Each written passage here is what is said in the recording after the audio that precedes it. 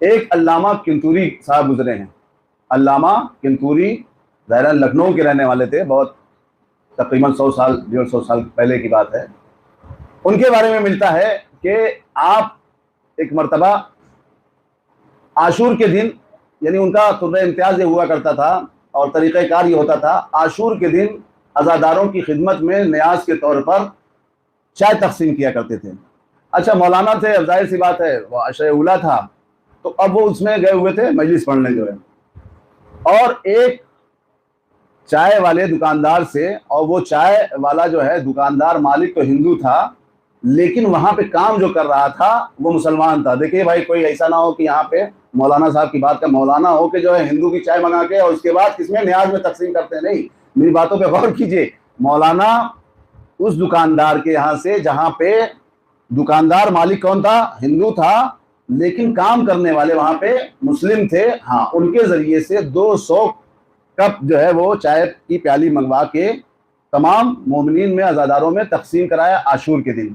اور اس کے بعد ظاہر ہے وہ انہوں نے کہا کہ ٹھیک ہے، میں جب مجلس سے صبح پڑھ کے آؤں گا، یعنی 12 محرم کے بعد جب میں واپس آؤں گا تو تمہارا پیمنٹ آ کے دے دوں گا.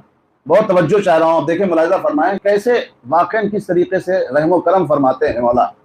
اب یہ جب آئے صبح کے دن کہ آ کے پیمنٹ دیں، تو وہاں پہ دکاندار کا بیٹا بیٹھا ہوا تھا، مولانا صاحب جیسے ہی اپنی جیب سے چاہا کہ وہ 200 کپ چائے کا پیسہ پیمنٹ کریں، تو وہ بیچارہ ان کو دیکھ کر رونے لگا.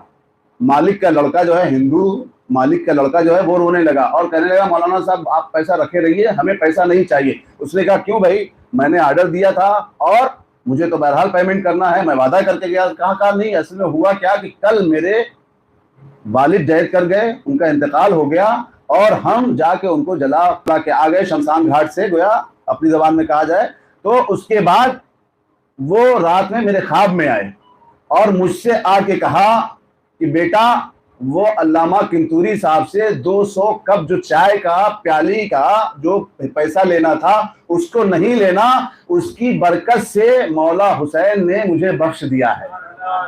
میں بہت توجہ چاہ رہا ہوں، یہی تک مجھے آپ کو لانا تھا.